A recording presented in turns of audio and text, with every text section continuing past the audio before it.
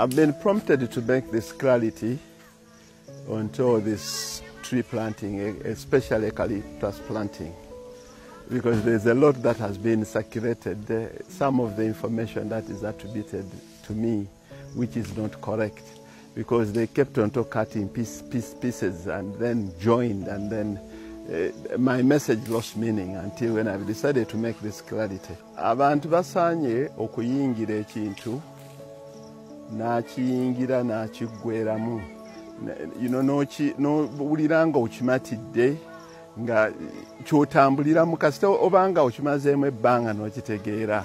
Kati nganze n'emiti, okusimba emiti nakiyingiramu kati emyaka giri 14 nenkimatira, era toyinza kunyingiza bizinensi ndala ate olaba nti ntuuse ne famire yonna okugiyigiriza nti emiti kyekintu ekyobugagga ekikuwe obugagga obw'ensibo. Kati kino ekibira kye tuliko kitusaze, kino si kyange, kino ekibira kya mutabani wange, abanze nakyo ebbanga, era twatudde ne muwa amagezi nti wayi kisalire ku myaka 3.4 tuddemu osimba ekirala ofune kashiwo okole ebirala. Kino ekibira si kyange, kya mutabani wange, si munaku, si ki, is a bank manager. Naye olwokubanga tutegeera okukozesa ettaka n'engeri y'okufunamu ssente era n'engeri y'okuzimultiplyingamu, otuuka n'ekiseera n'ogamba emiti togirinda kumala kugiwezesa myaka 8.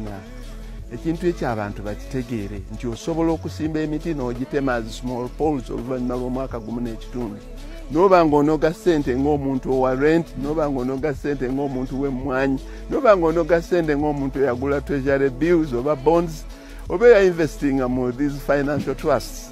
Njagala okubuulira abantu oba okusomesa abantu nti kalitunsi osobola okusimba kalitunsi wakati w'olunana n'olukumi mu eka emu.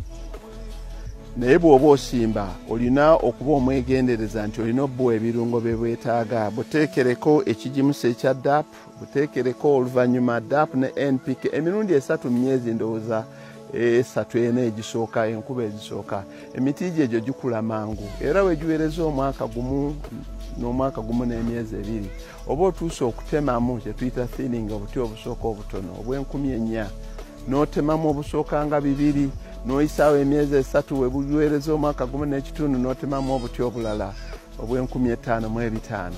W'omaliriza ng'osigazaamu emiti nga 4,500 oba 5 bwe biba nga birungi, egyo emiti gy'olina okulinda. Kati nze nkigenderedde, nina emiti gye ndina okulinda paka lwe ginaafuuka poles ez'amasannyalaze, oba nina emiti emirala gye nsala nga gyakaweza emyaka 3 n'ekitundu oba 4. Kati nga wano etuyimiridde ku kibira kino n'akasala ndooza ebibira nga 5 nga mbisalira ku myaka 3 n'ekitundu n'4. Nze kyekisinga okunfunira kuba omuti guno ogw'emyaka 3 n'ekitundu oba 4 ogutunda emitwalo 4 buli gumu. Bw'oba walekamu 5 kiba kikola, then n'oddamu n'osimbamu emiti emirala.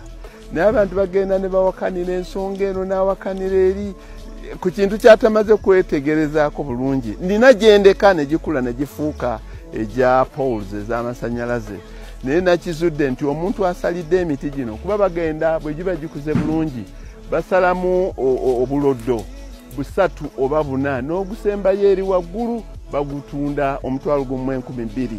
Kati abasajja bano abasalamu obuloddo 3 oba 4 babutwala ku mashini ne bakolamu embaawo nga nnungi. So ku myaka 3 n'ekitundu oba 4 ojjamu ssente z'okumpi zisinga emirundi 2 oli agenda okulina emyaka 8 mbw atunda poles z'amasannyalaze. Kati abantu bategeere nti buli muntu alina enkola ye gy'akolamu ebintu. Kati gino basalamu bamalirize then nziremu nsimbemu emirala.